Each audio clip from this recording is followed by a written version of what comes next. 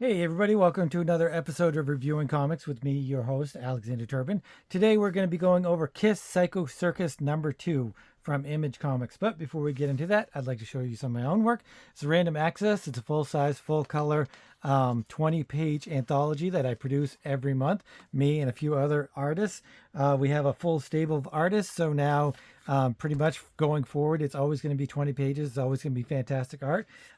This month we have me, Astor Dennison, Jeremy Duncan, Gwedick, Jamie Barrows, Doug Roberts, Grimm, and we have a whole bunch of other artists waiting in the wings to show their fantastic art. So you can go to get these at patreon.com/Alex Turbin, or you can pick these up at Comics Creators Marketplace. It's actually an S after creators, comicscreatorsmarketplace.com. So you can get those either way.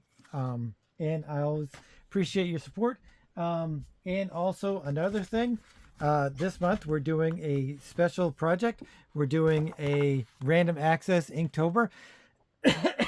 So you can join our Inktober with the prompts, FCC, First Amendment, Comics Code Authority. It's all about freedom of speech and freedom of expression and protecting our rights. And that's what it's all about. So let's get into Kiss Psycho Circus. So I think everybody who likes Kiss or loves Kiss, I love Kiss. I don't love them as much as I used to when I was a kid. I really was crazy about them. I loved them. I had their t-shirts, I had the posters, I had everything, which I think is kind of a normal thing for most of the kids of the 70s and early 80s to feel that way about Kiss.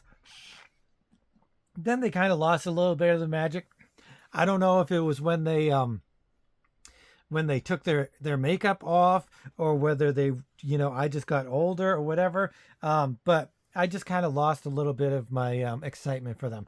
But I was a true Kiss fan. I loved it. I loved the spitting blood. I loved the breathing fire. I loved the songs. Some of the songs for me, Kiss is super hit or miss as far as songs go. I like maybe 10 to 15 of their songs, and I love them. But the other ones that I don't love, I don't care for at all. Like, I won't play them. So it's pretty hit or miss for me. It's kind of like Johnny Cash is very similar, where I really either love his stuff or I really am not going to listen to it. So I'd really love to hear you guys' thoughts on Kiss in general and the Psycho Circus, but mostly about Kiss in general, because I wouldn't consider myself part of the Kiss army. I maybe was when I was younger. But no, do you have to actually have a Kiss Army card or something? If that's true, I might have to go get myself a Kiss Army card. Kind of like the Mary Marvel marching band cards or whatever. But anyway, let's get into this. I did not get this when it first came out. I was not a big fan of the whole thing, mainly because I'm not a big fan of an artist simply mimicking another artist. I know that Marvel and DC, whenever they hit onto a big artist, I know a lot of it is that other new artists coming up into the business, they want to be like those artists that they love. They want to be the Arthur Adams or the Walt Simonson or the John Byrne or whatever. They want to be that, so they mimic their style and then eventually work on their own way into their own style. And I totally understand that. I really just don't like when the comic book companies kind of try to enforce that kind of thing onto the reader. So when this came out, I was like, this looks exactly like Todd McFarlane's art. Like, this to me is Todd McFarlane art. I don't know if he actually had a hand in any of it, but it's such a huge McFarlane property, because they were really pushing the toys. You can see in the back, the last like 5 pages are all about Todd McFarlane toys, which, the Todd McFarlane toys are insane. They're awesome. They're a great thing. And I love the fact that he created this Todd McFarlane toys to go along with Image Comics. He's great at making a brand, and he really is. His toys are awesome. His toys are sculptures and pieces of artwork. So I really enjoy that. But like I said, I'm really not into the fact that this artist just looks so much like McFarlane that you can really not differentiate them apart sometimes. The cover. This is number two. Number one, I assume, is the main characters go to a circus. Circus pops up out of nowhere, and so these kids go to it and they have some sort of experience, and then they're walking home. That's basically how intro is. The beginning, not the very beginning. The very beginning is some kind of weird thing, which I'll actually read, but I'll get into that. The cover, I often don't talk about the covers, and I really should. Not really a big fan of this cover, mainly because of this. Like, why have that? And this, it like, oh, I know why they did it, because they didn't want the Kiss Psycho Circus to cover the acts. I'm having a very similar conundrum with my Morgrim that's coming out shortly, because I didn't want the logo to kind of overlap the artwork, which I can understand that, but they could have. I don't know. I don't know what they could have instead of this, because they had the artwork, which I think is pretty good. I don't think it's fantastic, but it's pretty good, and they didn't want to mess it up anymore. And I mean, it's nice layout and stuff. The composition is okay, but I'm just not a big fan of this. I think if it had been bigger and his head had been bigger, like right here, and then the Kiss guys had been here, and maybe they had made the Kiss logo a little tiny over here, I think I might have enjoyed it a little bit better. But I'm not a huge fan of the cover. I'm going to read this little intro. Has really nothing to do with what's going on in the comic book. As I told you, there was two kids. They went to a circus that popped up out of nowhere, and they had some adventures, and they're on their way home. The wind blows hot beneath the witching moon as something steps out from a world of beyond our own, tearing at the night as it moves. The sleepy suburban silence is broken by the beating of leathery wings and the death rattle of iron chains. Scaled boots, which have trod ancient kingdoms beneath their heel, scrape and spark against the crackling asphalt. The creature has been called by many names, in many times and many places. Demon, deliverer, destroyer, but is moved by a passion far older than any world or any name, old as time itself: revenge. And that's when it's like just a little bit of intro telling you that this is a Kiss comic, I think. It's odd because when you're doing a comic book, when you're drawing a comic book, and the writer has all of this stuff, and like you're trying to decipher what they want as an image, this is basically the boot being downtrodden by whatever. You could have had a different civilization or something like that showing. So, I mean, is this a good intro to the book? Not in my opinion. Not a great one. I am going to give this a hard review because there's so many people involved in it. It might as well be a Marvel or DC comic book. And it's really when it's 1997, so Image is really getting their gears going, and they're a professional comic publisher. I think they're third at the time. And is Image bigger than DC now? I think they might be. I think Image might be the second largest publisher of comic books. But anyway, it has these two kids, and they're walking home from the carnival, as I said, and they're talking badly about where they live and how it sucks and how everybody in the city sucks, and usual teenage angst and stuff. And they're talking about how they wish it would burn to the ground. And then a cop shows up, and he starts harassing him. They didn't really do anything, but I think he's given them a beating before for, doing whatever, throwing rocks at cars, whatever. So he's ready and willing to give him another beating. So he chases him down the road and into an alleyway and stuff. And they get away from him, I guess. They climb up the building, and I guess he doesn't see him. No, he does see them. And he's just like throwing all kinds of insults at him, and like, I'm going to kill you. I'm going to get you. When I see you, I'm going to give you a beating. But then the big boot comes down, and we see Gene Simmons, the demon. And so who are you supposed to be, freak show? Huh? Halloween ain't for another month. Let me tell you, we don't take kindly to degenerates in this town. and the demon just looks at him, and he spreads his claws, and big eyeball. This is super McFarlane storytelling, which isn't bad because I love McFarlane, but it's bad because there's just too much imitation going on. It's not homage. It's not, you know, it is reference. He probably used a bunch of McFarlane reference. It's not, you know, it's not feeling good about itself, I guess, is what I'm trying to say. So we have the kid, and he hears what happens to the cop. And even these two kids aren't bad; they're good kids. They just live in a bad situation, and so they can hear that the cop was killed. And I'll read a little bit more. Coast looks clear, dude. I think we better get home. Get you home. Yeah, just give me a sec. I feel kind of dizzy. Listen, Adam, what exactly did happen at the circus? I don't know. I mean, nothing. Really. Listen, Trace, do you believe well in like magic and ghosts and like stuff like that?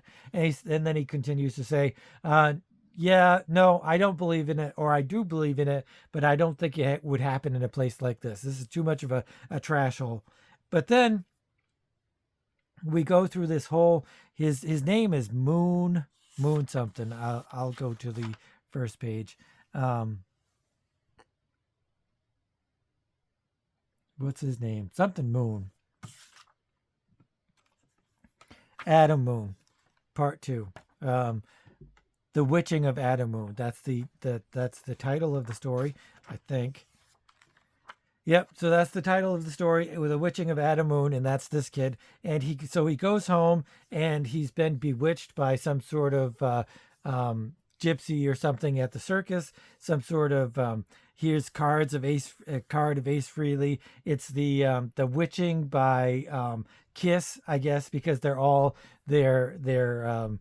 not a band now. They're like the Demon and the Star Child and all this other stuff. These magical mystery creatures, kind of like the movies and the comic books that they were originally created after. I mean, they took all of their creations from so many Marvel comics and DC comics that you really can see the evolution of their characters and the adaptations of it and stuff. So he goes through, and he's at school, and the principal is yelling at him stuff. But then the principal like kind of blows up or falls apart or something. He gets all bloody and something. And then there's these girls. They're making fun of him, but one of the girls says, "Hey, he's kind of cute. He's okay. He's sweet."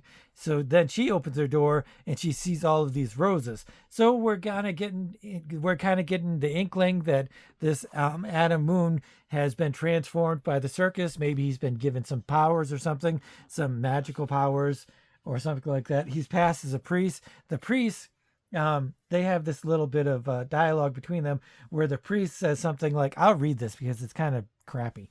"Is that you, Adam Moon? I haven't seen your family in church for quite a spell. If there's a soul in town that could use some redeeming, it's yours."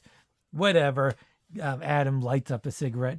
"Don't think the Lord isn't watching. He sees all. Perhaps if you had been more pious, your poor sister Phoebe wouldn't have died."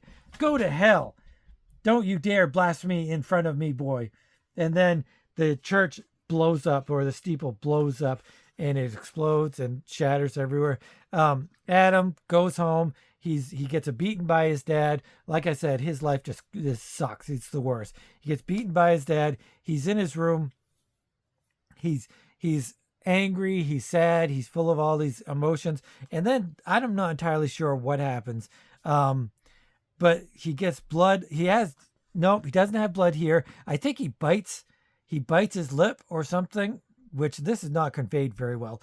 I think he bites his lip, and then blood starts going everywhere. And I think that's when a lot of the magic that kind of is like being generated before, at this point, he really explodes, really exudes out of him, really. He wishes that his father was dead, and it kind of just has this narration of all of the different times that his dad beat him or kicked him, and for whatever reason that he did, whether he's late for school or just for no reason, all of those beatings happened to his dad all at once. And so he's had enough. He knows there's something crazy going on. He goes back to the circus, and he starts slamming on Adam Rave's door to figure out what happened. They must have made some sort of deal, I'm thinking.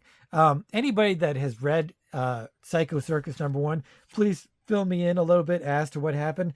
I don't really want to read the first one, and it's a little bit on the expensive side. So this is like $15 on eBay. So I can only imagine that what Psycho Circus #1 is now. But he goes into the cavern, or goes into a tent, trying to find somebody that can undo all of this weird stuff. And he says, "Oh my God!" He finally catches to something.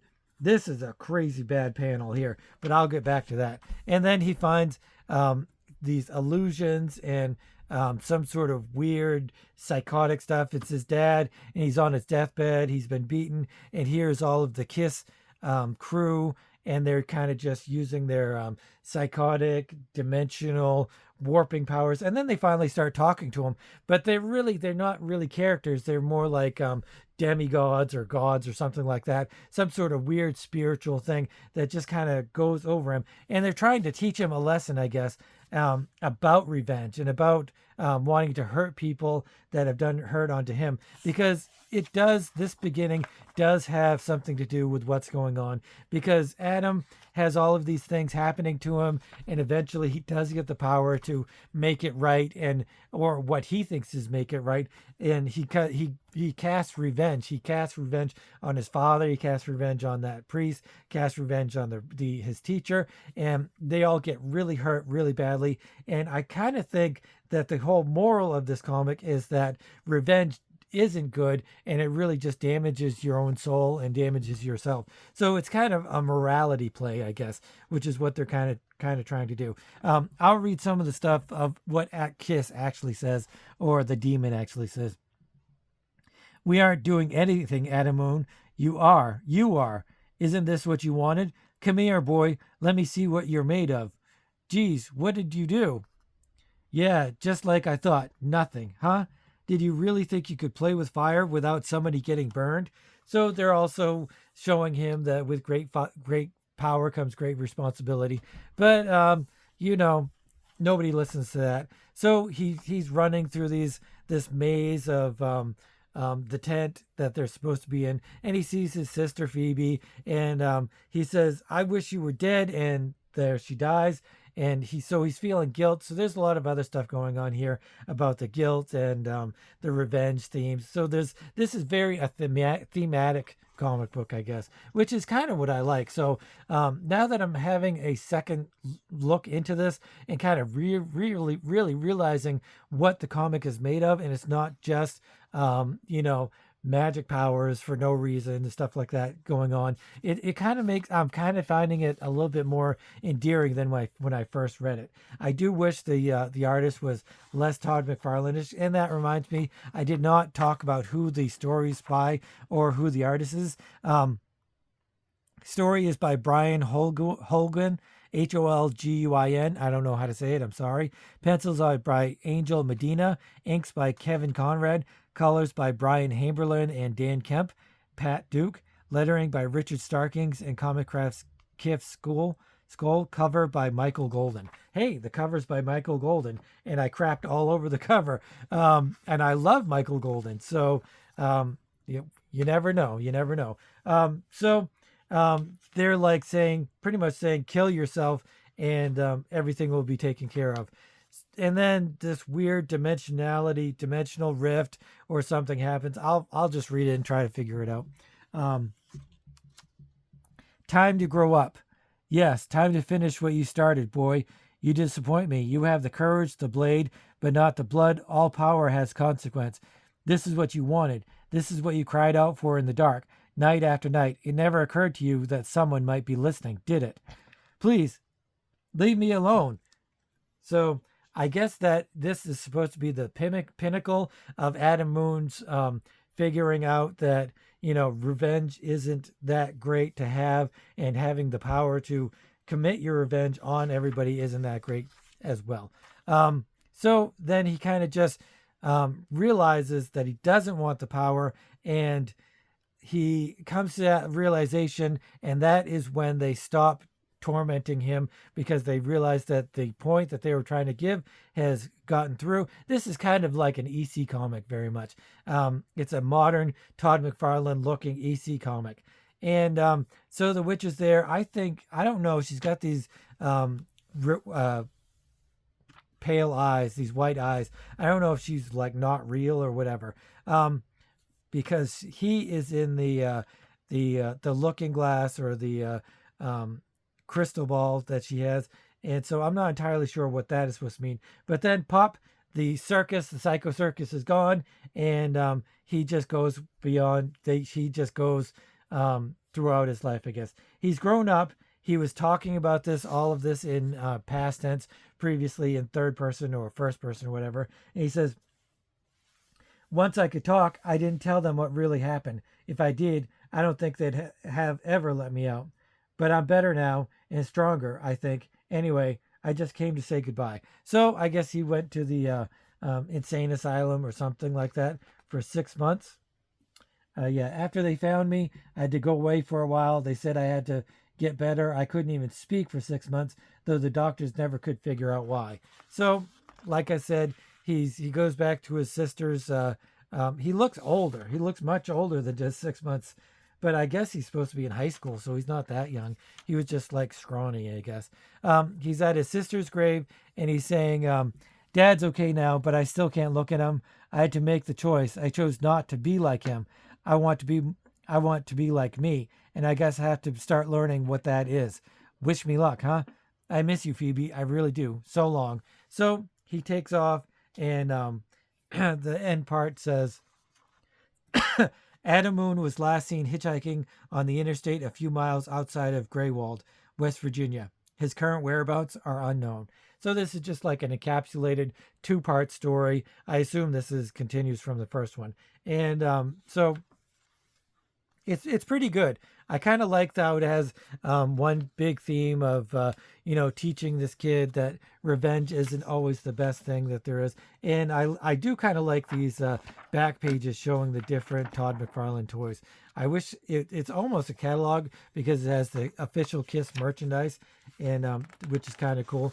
But I kind of wish this was a full McFarlane Toys catalog and had like every different toy that he's had out since, because this came out in 97, so I don't know when it actually came into production. Maybe this was the year that it came out in production. But anyway, I did enjoy it. I didn't like the art so much. It's not that I didn't like the art. It's like I said, it's just too much like McFarlane and not individualistic enough. And this one panel, what is up with this? His mouth is way too small for his face. It could be that he's going crazy, and it could be a warping, like there's this blackness over his mouth. Could be a warping of it, so it could be on purpose, but I kind of don't think it is. The story is really pretty good, and the writing is really good. I love the dialogue and the narration. I really thought that was probably the strongest part, of the whole show. I mean, the whole comic book. And I enjoyed that aspect of it. So that really kind of brings it up. As for a final review of Kiss Psycho Circus #2, I'm going to give this I would buy them, but only for resale, because anything that is Kiss instantly has collectability to it, whether it's t-shirts or posters or whatever. So I'm going to give this, I'm going to give it a 6. I could give it a 7 because, like I said, I would get more. And I did enjoy the writing, but like I said, I'm grading it harder than regular indie comics. I'm grading it really on like a Marvel or DC or a very professional type grading system. So I'm going to give it a 6. Yeah, I'm going to stick with that, a 6. It's not something fantastic, but I didn't dislike it either. Like a 5 is average. I mean, a 5 isn't really a bad grade, so it's a little bit over average, because there are a lot of things that I do enjoy about this book, but it's not something fantastic, and I don't love it. I have a bunch of Kiss Psycho Circuses.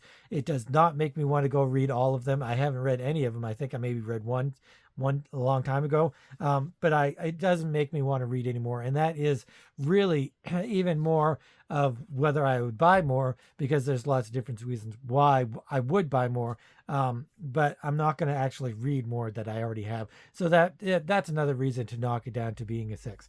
But anyway, let me know what you guys think of Kiss, Psycho Circus, and Kiss in general, because I love Kiss, and this does not deviate the way I feel about Kiss.